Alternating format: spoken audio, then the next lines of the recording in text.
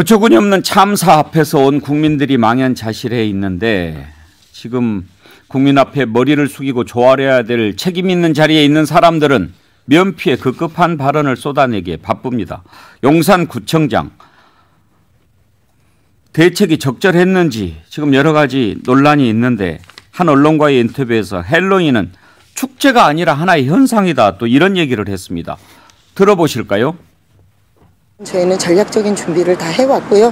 구청에서 할 수 있는 역할은 다 했습니다. 인파가 이 정도일지는 사실 예상 못하신 건가요? 못하죠. 작년보다는 많을 거라는 건 예측했지만 이렇게 단시간에 많을 거라는 거는 이건 축제가 아닙니다.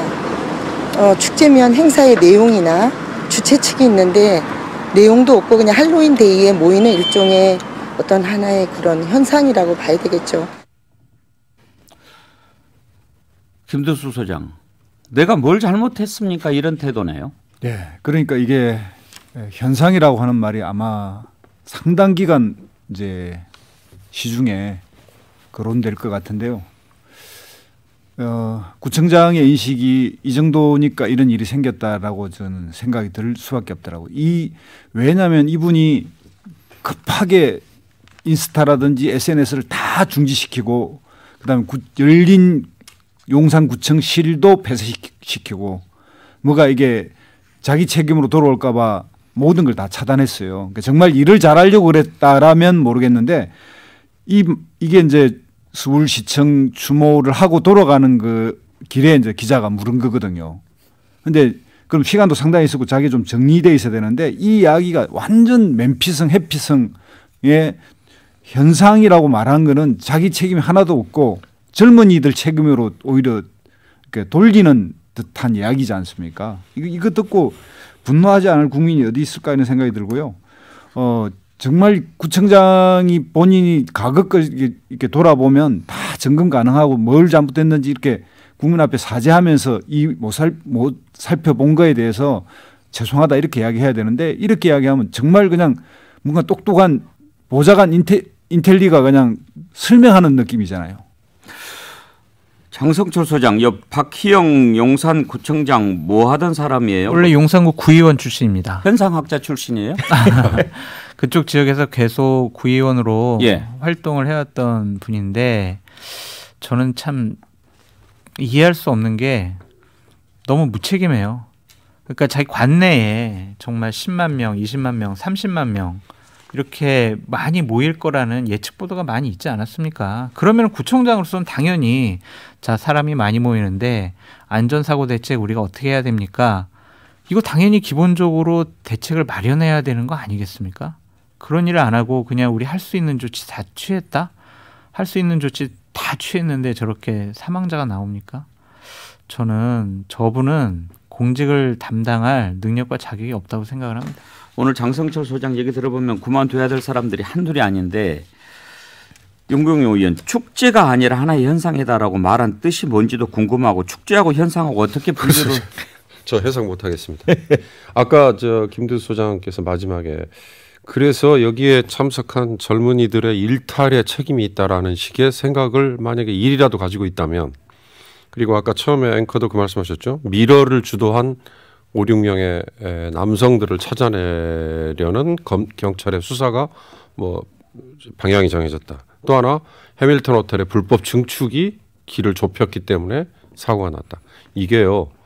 미국 얘기 조금만 드리면 미국 트럼프 시대를 얘기할 때 딱 한마디로 악마화라는 표현이 있습니다. 영어로 얘기하면 데몬이라는 게 라틴어에서 온 악마라는 표현인데 그걸 영어로 데모나이제이션이라고 하거든요. 바이든 대통령이 취임 연설에 했던 아주 유명한 표현이 있습니다. 이제 악마화의 시대는 끝났습니다. The end of demonization era라는 제가 뭐 영어를 써서 죄송한데요. 이게 무슨 얘기냐면 트럼프가 했던 가장 해악 중에 하나가 제3자나 또는 자기의 정치적인 상대를 이렇게 악마화하는 거예요. 그래서 전혀 이해관계가 없는 다중이 그에게 분노하게 만들고 자기의 책임은 쏙 빠지는 거거든요. 이게 전형적인 지금 자칫 잘못하면 국가의 책임, 그다음에 지자체 용산구, 그다음에 경찰의 책임 누가 봐도 이건 뭐 피할 수 없는 길인데도 불구하고 이걸 이들에게 책임을 돌리려는, 만약에 이런 게 의도를 갖고 진행이 되는 거라면 이건 정말 씻을 수 없는 죄악이 될 수 있습니다. 그러니까 이번에도 수사로 뭘 해결해 보려고 한다 그런 얘기가 나오는 거 아닙니까? 그러니까 저도 좀 약간 검찰 수사로 뭘 진상 규명을 파헤치겠다는 것으로 보여져요.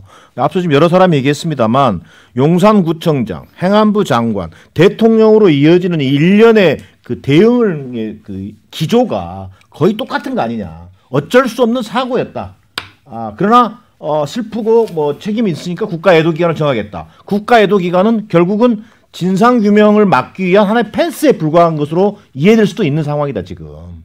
오히려 국가애도기간으로 설정했으니 더 이상 추궁하지 말고 일단 애도만 하세요. 뭐 이렇게 가는 것 아니냐. 이건 진짜 말 그대로 민간 독재가 독재 정권이 보여주는 전형적인 통제 방식인 거죠. 자, 그러다가 지금 여러 차례 강조되고 있습니다만 저는 지금 뭐 밀어 하는 그 소위 토끼 머리를 한 남자, 이 사람을 지금 뭐 어떤 이번 사건에 혹시 주범인 양 이렇게 몰아가려는 것도 좀 똑같은 궤를 같이 하고 있는 지금 뭐 이 정부의 태도로 보여집니다. 그래서 결국은 모든 것의 핵심은 국가의 책임을 면피하기 위한 방법으로 이 상황을 지금 몰아가고 있다.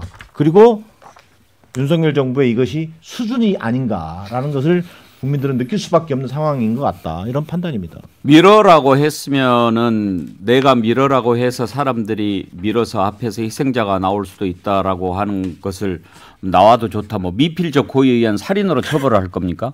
그리고 그렇게 많은 사람들이 모여 있는데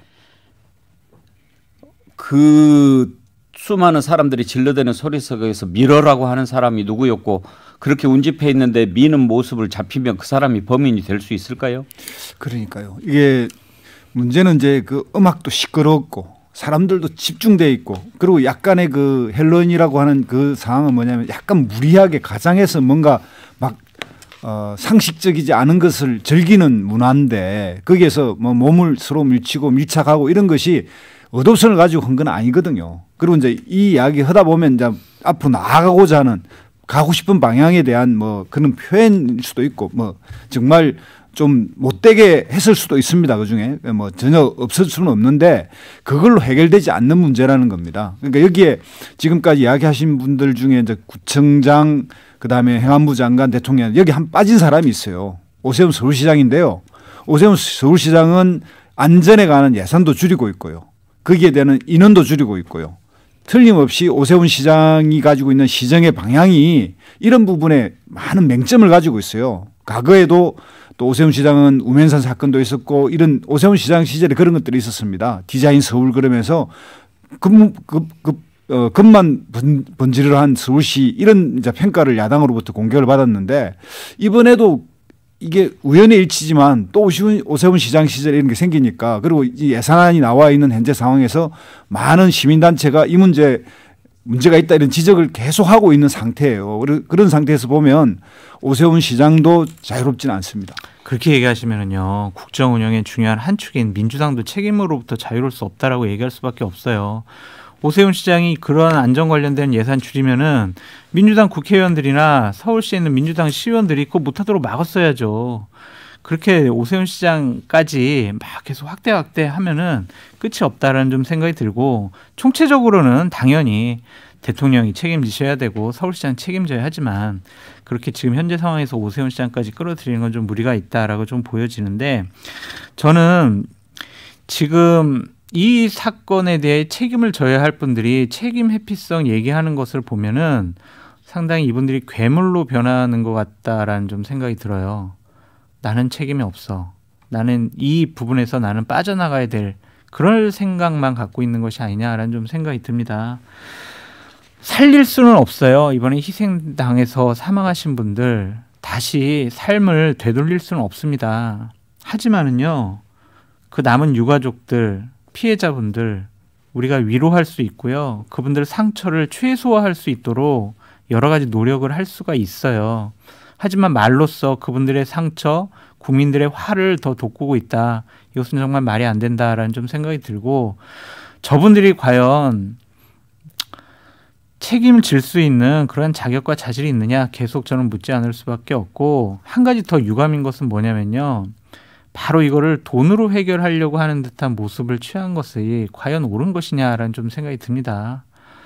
위로금 드릴게요. 장례비 지원해 드릴게요. 제일 먼저 나왔거든요. 과연 이것도 맞는 것이냐. 그런 생각도 들어요. 그러니까 이거 전반적으로 자꾸 비판을 하고 문제점을 지적하는 것에 대해서 너는 잘못됐어 라고 지적하는 것보다는 책임질 분들이 먼저 좀 책임지는 모습 보여라. 그게 최소한의 도리가 아니냐. 그렇게 말씀드리고 싶습니다. 희생자를 안 쓰고 사망자로 쓰고 국가 애도기간 정하고 그러면 왜 국가 애도기간은 정하는지, 그러면 희생자가 아니고 사망자면 왜 장례비는 지원하고 위로금을 주는지, 그것도 안 맞아요. 이해가 되지 않는 일들이 너무 많이 벌어지고 있어요. 그러니까 이런 것들에 대해서 대통령께서 좀 전반적으로 정리를 해 주셔야 된다라고 말씀드립니다. 해밀턴 호텔 압수수색 들어가면 참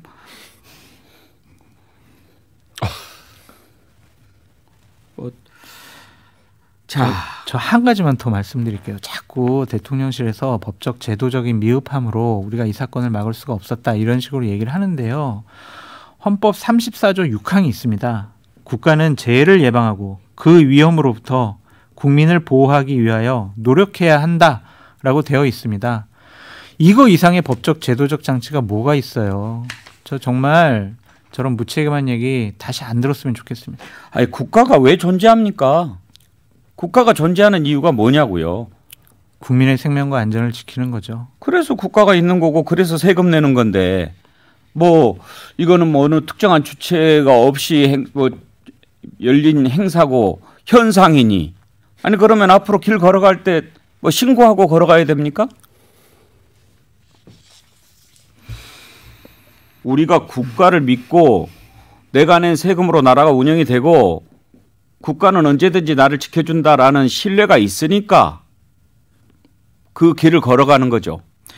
그러니까 용산구청장의 말이 정말 부적절한 이유가 뭐냐면 그냥 거기에 모연 사람들에게 책임을 다 떠넘기는 거예요. 그 사람 모일 수 있죠. 축제 즐길 수 있죠. 거기에 생명과 안전과 질서를 유지하기 위해서 구청장이 있고요. 경찰서장이 있고 행안부 장관이 있는 겁니다. 왜 국민들에게 책임을 떠넘겼습니까? 진짜 가슴에 손을 얹고 전략적 준비를 다 했는지, 정말 구청이 할 수 있는 걸 다 했는지 한 번만 다시 생각해봐도 그런 생각이 들지 않을 것 같은데 어떻게 이렇게 뻔뻔하게 인터뷰를 이렇게 할까 이런 생각이 들어요. 그리고 바로 그 자리가 맹복을 빌고 온 바로 그 자리에서 이런 이야기를 하는 거는 정말 이해가 안 돼요. 이 정말 구청장님의 그 의식은 거기다 이건 규정까지 자기 나름대로 이런 생각을 했는지 모르겠지만 처음 듣는 이야기지 않습니까? 축제가 아니었고 이거는 하나의 현상이다. 저는 이게 전반적으로 뭐 나사가 빠진 것 같다는 생각이 든 게 뭐냐면요. 참사가 일어나기 1시간 전에 인터넷 방송한 그 BJ가 바로 파출소에 들어가서 저 정말 떠밀려가지고 죽을 뻔했습니다. 저 가방도 잃어버렸고요. 저 되게 위험해요. 라고 신고했더니 당시 경찰관이 저희도 거기 못 들어가요. 사람이 너무 많아가지고요. 가방 잃어버린 거는요. 내일 아침에 유실물 센터로 오세요. 이런 식의 반응과 얘기를 했다고 합니다. 윤익은 경찰청장 아까 인터뷰 기자회견 했다고 그랬잖아요. 또 수사 얘기했네요. 진상을 밝히기 위해서 사실관계를 수사하겠다. 이놈의 수사가 지금 가장 중요한 일입니까? 매뉴얼 얘기를 이번에 참 많이 해요. 그러니까 매뉴얼이 있다 없다, 뭐 있어도 작동이 안 된 거다. 대통령도 그 얘기했죠. 그 주최자가 없는 행사에서도 안전대책 강구해라. 사실 없는 게 아니죠. 다만 우리가 국민도 마찬가지, 그다음에 그거에 대한 책임을 지고 있는 가이드라인을 줘야 되는 경찰이나 지자체도 마찬가지. 뭐라 그럴까, 이 현장에서의 판단, 그다음에 즉각적인 대응, 이거에 대한 맞춤 훈련이 정말 우리는 전혀 안 돼 있는 거 아닌가. 그러니까 일본만 해도 지진, 미국은 총기 사고 이런 게 터지면 어떻게 대응을 해야 되는지에 대해서 다들 어떻게 보면 체득을 하고 있거든요. 그러니까 우리는 그걸 특정할 수는 없습니다만 과거에 뭐 민방위 훈련이라는 것도 있었고 아직도 그 비슷한 것들이 무슨 사이렌 소리도 울리고 하는데 정말 그런 게 만약에 터졌을 때 우리는 그러면 어떻게 그걸 다 대응하느냐. 그래서 제가 이번에 참 혼자 몽상 같습니다만 그런 생각도 해봤습니다. 좌우로 우측 통행이 만만하게 우리가 몸에 배 있었다면 거기에 굳이 일방 통행을 하지 않았어도 오른쪽 길은 올라가는 사람, 왼쪽 길은 내려오는 사람 길이었다면 조금이라도 서로 상대를 배려했다면, 그래서 지하철의 환승역에서도요, 사실 가운데 차단벽이 있지 않습니까? 벽은 아니지만 봉이 하나 있지 않습니까? 그거 그냥 무시하고 그냥 열려 있는 공간으로 내려오는 사람들이 올라가는 사람들의 공간을 차지해 버리잖아요. 그거 마치 노약자석에 사람들이 서 있지만 비워두듯이 그렇게 우리가 체득이 돼 있다면 과연 어땠을까 하는 그런 혼자 좀 몽상 같은 것도 한번 해봤습니다. 참사가 나기 한두 시간 전인가요? 그때 또 한 여성이 소리를 질러서 네. 좀 슬기롭게 대처한 장면도 있더라고요. 또 그런 좀 지혜로운 사람들이 있어서 그나마 더 큰 사고도 막을 수 있었지 않을까 싶은데, 이거보다 더 큰 사고가 근데 어디 있겠습니까? 하루아침에 제가요 어제 방송 참 힘들었습니다. 세월호 참사 때도 뭐 말로 할 수가 없었죠. 그렇지만 그때는 뭐 참 그 덧없는 희망, 에어포켓이 뭐 있어서 그 안에 구조도 할 수 있을지 모른다, 막 이런 얘기들을 하면서 그래도 한 사람이라도 살아 돌아올 수 있기를 바라면서 우리한테 희망 고문을 준 시간이 있었지요. 그런데 이번 용산 참사는 그냥 순식간에 그 수많은 청춘들이 쓰러져 버렸잖아요. 그걸 아침에 일어나서 149명이 압사했다. 우리나라에서, 대한민국 수도 서울에서 21세기에 믿어지냐고요.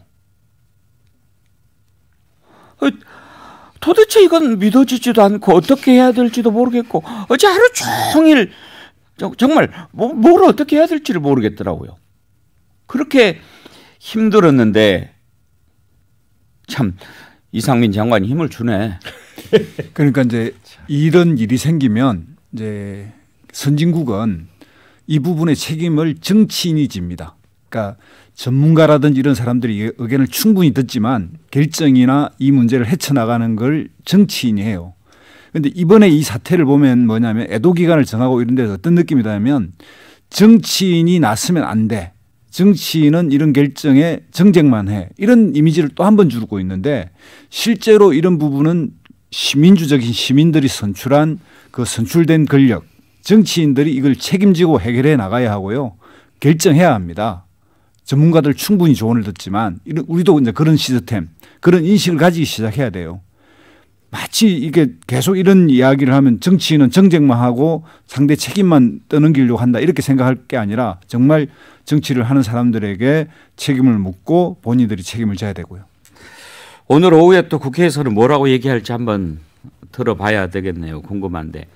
또 이 상황에 또 정신 나간 사람이 또 하나 있더만요. 민주당의 서영석 의원, 정계남 교수, 경기도 부천정이 지역구인가 봐요. 네, 그렇습니다. 네. 서울 이태원 참사 다음 날 당원 수십 명과 술자리를 가졌다. 경기도 파주시 한 저수지에서 당원 교육 워크숍을 했는데 족구를 한 뒤에 심폐소생술 교육을 받고 소주와 맥주를 나눠 마시고 또 포천 한식당으로 자리를 옮겨서 재차 술을 마신 것으로 알려졌다. 정신이 나갔군요. 정신이 나간 사람이고요. 뭐 당원 워크숍을 가진 걸로 보여집니다. 근데 뭐 국회의원이란 자가 최소한의 공적 마인드도 갖추지 못한 것으로 밖에서는 설명할 수밖에 없어 보이고요. 저는 그 뭐 여기에 대해서 사회적 비난도 있습니다만 이재명 대표가 뭐 감찰단을 뭐 파견해서 감찰 지시를 했다 이렇게 표현했던데 저는 뭐 지역위원장 박탈이라든지 뭔가 이 공천 과정에서 저런 사람들이 좀 다음 선거에는 안 나온다. 이런 그 분명한 책임을 지우는 뭐 그런 어떤 절차들이 좀 반드시 따라줘야 되는 거 아니냐. 저 시간만 지나면 또 언제 그랬냐는 듯이 다음 총선에 출마하고 또 국회의원 출마하면 여야 관계에서 적대적 서로 생존 공존 관계다 보니까 또 야당 지지자면 찍어야 되고 이런 상황이 반복되고 있는 정치를 좀 이제는 끊을 때가 됐다라는 게 제 판단입니다. 이 사람은 뭐 하던 사람이에요? 이게 문제 주류회사 출신인가요? 그러니까 아마 이게 좀 뜨끔을 했었나 봐요. 이 심폐소생술 교육을 집어넣은 거 그런 보면 거를 할 생각이 있는 사람이 그러니까요. 그러면 행사 자체를 취소하고 연기 수년시켰어야 되는 게 당연한 거죠. 구청장도 그렇고 국회의원도 그렇고 이렇게 좀 자질이 안 되고 문제가 있는 사람들은 좀 즉각 어떻게 국민들이 조치를 할 수 없을까요, 윤경호 의원? 국민 소환제 지금은 사실 지자체의 일부에만 적용되잖아요. 그리고 실제 실현되는 경우도 없죠.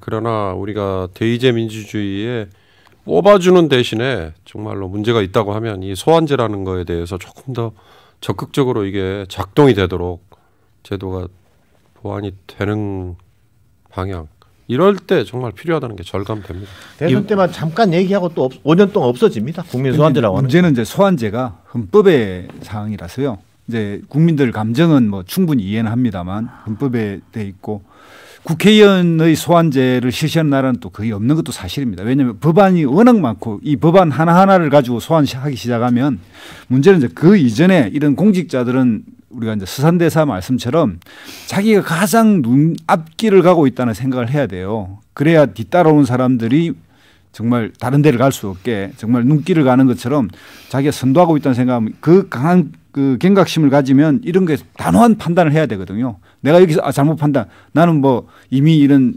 그 이게 다 약속했기 때문에 아이고 이 정도야. 당의 지시가 내려왔었거든요. 문자로 다 보내고 이걸 하지 마라 이런 이야기를 했는데 했으면 술은 안 먹어야죠.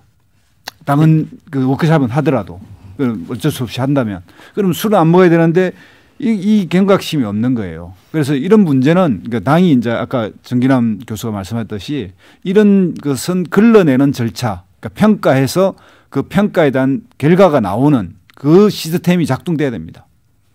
그러니까 이 서영석 의원은 약사 출신이고요. 약사. 예, 부천시 시의원 했고, 그다음에 경기도 도의원 하고, 그다음에 이제 민주당 당협위원장, 지역위원장을 맡아서 2020년에 선거에서 당선이 됐는데 지역에서 활동을 오래 하고 지역 정치인으로서 활동을 하다 보니까 이렇게 당원들과의 교류를 계속 강화해야 되겠다라고 생각을 한 것 같은데 상당히 무책임한 행동을 했다라고 볼 수밖에 없고 초선 의원이지만 지도자급 인사예요. 민주당에서. 왜냐하면 민주당 정책위 상임 부의장입니다.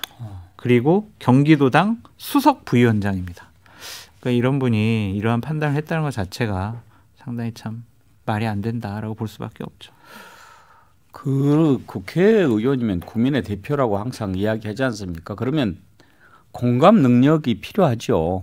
지금 이런 상황에서 그렇게 하고 싶은 마음이 생기는 것이 나는 너무 신기해요. 그러니까 이분 행동이 더 부적절하다고 말씀드릴 수밖에 없는 게 뭐냐면 부천 지역의 주민 한 분도 이번에 좀 희생을 당하셨거든요. 사망하셨습니다. 그런데도 본인들은 당원들과 함께 족구 게임하고 술 마시고 했다는 것 자체가 아까 말씀하셨듯이 공직자로서의 공감 능력이 전혀 없는 사람 아니냐 그렇게 보여집니다. 파란 대무님, 슬픔이 변하면 분노가 됩니다. 이런 글을 주셨는데요. 정말 국가 애도기간 이런 거 안 정해도 지금 국민들은 너무나 마음이 힘들고 슬퍼서 추모하는 마음으로 하루하루 지금 살아가고 있습니다. 네, 오늘 여기까지 하죠. 함께해 주신 네 분 패널 수고하셨습니다. 네, 감사합니다.